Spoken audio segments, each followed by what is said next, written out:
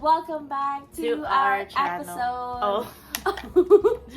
episode of 7-Minute Sundays. 7-Minute Sundays. So today we are better. we are better. So previous Sunday, Kat had COVID. This Sunday, I have COVID.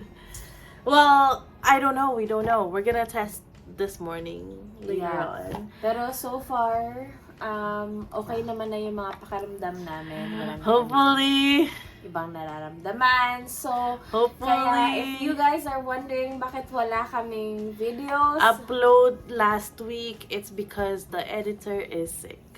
yep, and wala din kami masyadong ganap kasi nga, di ba, na COVID kami. So, wala masyadong updates. And eto, nataon na, medyo okay kami. Kaya. So, we're back for our 7-Minute Sundays. So, ayun na. Magpipig Okay. na si...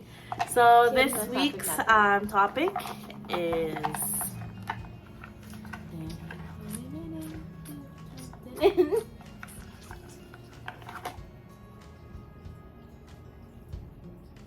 Ano? what's the most pain you've ever been in that wasn't physical? Oh my God. In Tagalog is ano? Ano ang pinakamasakit Masakit na na naranasan. naranasan mo na hindi physical? Na hindi ano sa katawan. Mauna ka naman kasi lagi ako feelings. nauna. Okay, in 3, 2, 1, go! There's a lot. I think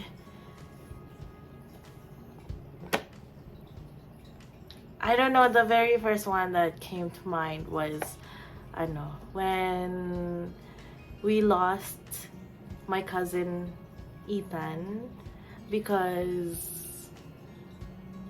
I think that was the first time that I have ever felt loss in terms of like my grandpa passed away, but he passed away when I was little, so I didn't really go through the emotions. I was just a kid. Pero when Ethan passed away, it was like heavier. And loss is so hard, and especially from someone that you've known like growing up and stuff and is related to you. So it's really, really hard. That's true. Yeah. Totoo yan. I think iba siguro pag sinabi mo kasing heartbreak, alam mo na parang andyan na, given na siya. Pero siguro I think kung papag-usapan natin yung may nawala sa pamilya or may nawala na loved ones mo or kahit na yung super close mo, kahit na hindi nyo naman kapamilya pero tinuturi mong family, masakit pa din yun. Kasi iba yung sakit with relationships or like romantic relationships, nobyo-nobya, ganun. Iba yung sakit kasi parang given na siya. Yeah. Ganun yun. Kasi ang iba is yung pag namatay, na hindi mo na makakausap uli. Yeah. Hindi ka na makaka-reach out. Wala na. Pero yung parang heartbreak, they're still alive, Yeah. And in some ways, that hurts more kasi you can't reach out. But in other ways, it's really hard to lose someone na wala na talaga physically din. True. Like, That's true. yeah. And, I feel like, because my cousin, he passed away quite early. He was only 19. So, 19? 18? I don't know, guys. I think, but he was young. So he passed away prematurely in life. And yeah, we grew up with him. So it was heartbreaking. True. Yeah. Nung namatay naman yung papa ko nung dati. Papa mo, lolo. Lolo ko. sa Philippines, yung asawa ni Mama Chato, which is mom ng dad ko. So, lolo ko on my dad's side. Nung namatay siya, I was young, like 7, siguro. Tapos, he had a stroke, so it was also very sudden. But, I was young, so, yung parang loss na naramdaman ko, yung wala lang, na-miss ko lang yung papa ko, ganun. Hindi ko naman naranasan yung, 5 stages of grief? Dab-dab. Yeah. Hindi ko naman naranasan yun. Kasi nga, I was just a kid. Tapos na-hospital pa ako noong time na yun. So, I really didn't, feel. Na-feel na masyado. Na parang may nagluluksa around me. Tapos, yung... Di ko rin Aware ka na-feel lang. yung pain ng dad ko. Di ko na-feel yung pain ng grandparents ko. Or ng everyone around you. Yeah. Yeah. Ikaw. Aware ka lang siguro na may nawala, pero hindi pa mature yung emotions mo that time na hindi mo pa napapil na yun pala dapat yung mapipil mo. Kasi, oo, ako din, ganun din sa case ko. Hindi ko alam na I was hurting pala nung namatay yung dad ko talaga. Bata pa kasi ako nun. Pero growing up na marami kang namimiss na, although hindi ko masasabing may nawala talagang father figure sa akin kasi growing up naman, andyan naman yung kuya ko and then yung kapatid ng mom ko. And then, ang daming actually nagsilbi na parang nag-guide sa akin growing up. Pero, iba pa rin yung feeling na parang yung matatawag mo na your own dad. And, iba yung feeling na pag-uwi mo ng bahay, may nag-aano na parang tatay mo talaga. I think yun yung part na hindi ko alam na I was hurting kasi growing up, inaano ko pala siya, parang hinahanap ko pala siya. Pero, I think siguro din, isa sa mga factors na parang naging okay lang ako. Kasi nga, parang may mga nagpuno naman na mga, na yun. May mga questions lang, may mga missed lang, may mga gaps lang na parang, oo, nakakamiss pala. Okay, parang maganda sana kung ganito. Pero, pag binabalikan ko yung time na nawala yung tatay ko, parang, hindi siya nagkulang as tatay ko. Yung parang ganyan. So, parang, at least na puno pa rin naman yung part na yun na pagka-miss ng dad. Tsaka, oo, marami nang nawala din sa family ko.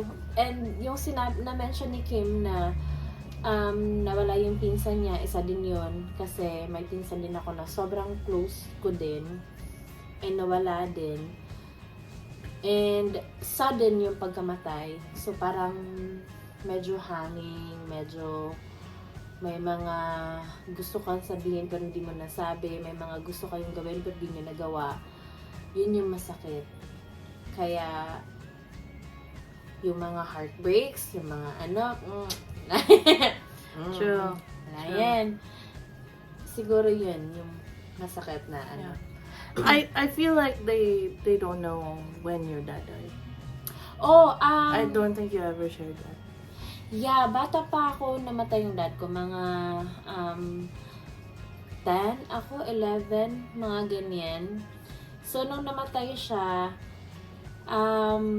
sobrang sudden lang din kasi hinatid pa niya ako sa school ng umaga. And then, nung hapon, iba na yung kumuha sa akin, iba na yung sumundo sa akin, yung kasama na ng mom ko sa work. Kaya, yun, wala pa talaga akong, yung sa case ni Kim, nakagaya sa kanya na wala pa akong, hindi pa mature yung emotions ko na hindi ko pa alam kung paano ako mag-react nung sinabi nila sa akin na wala na yung dad ko.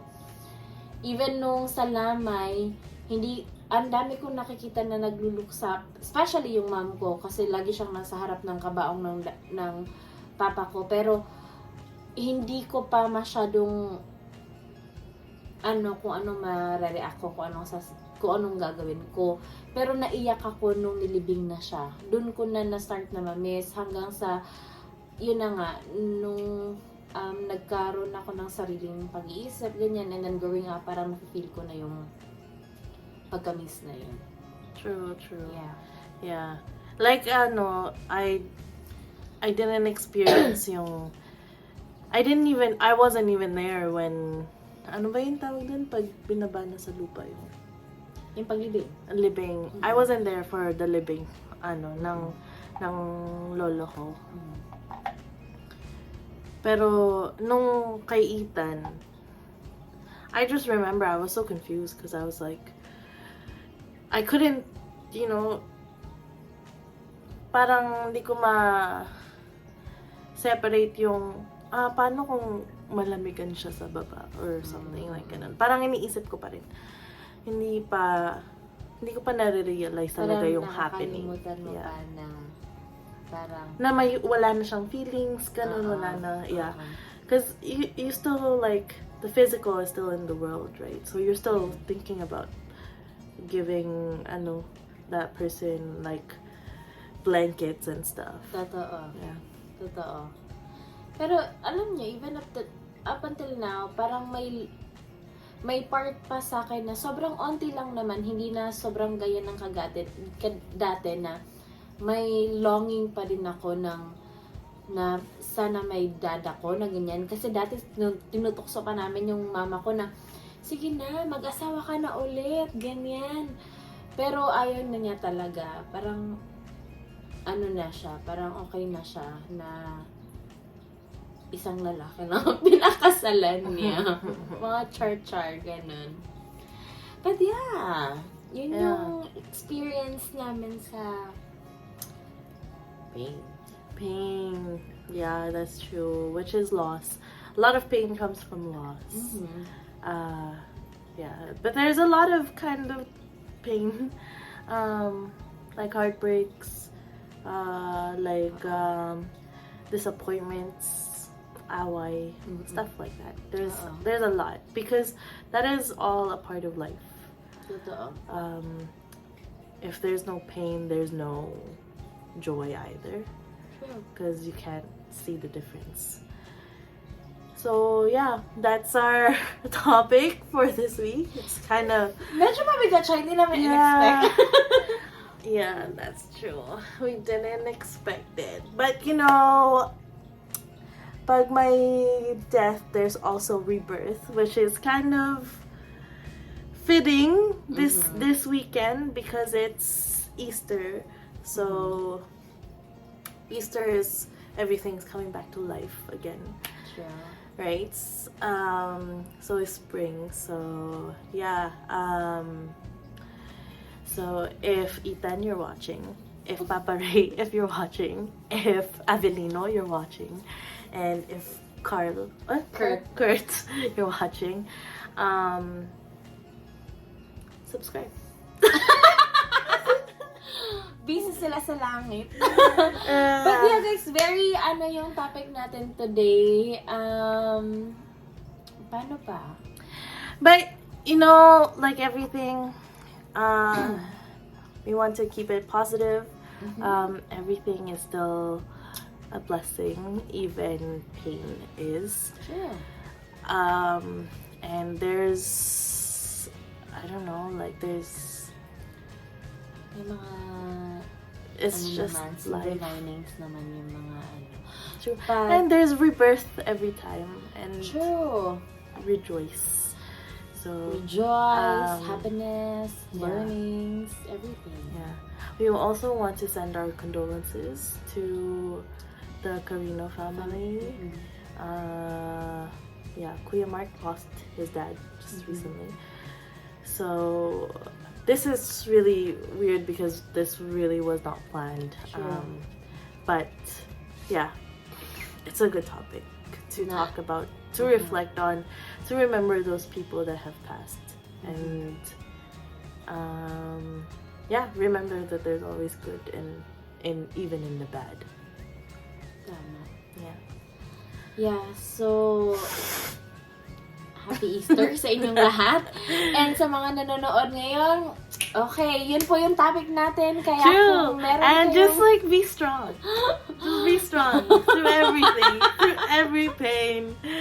Just be strong. You got this. We're resilient. Very true. Yeah.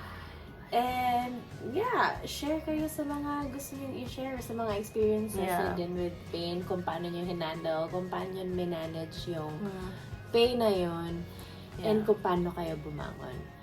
And Sunday, Happy Easter sa inyong lahat. And yeah. Thank you for watching, and to those people who were asking why we don't have a vlog, we'll send you an update. But yeah, Bye guys! bye.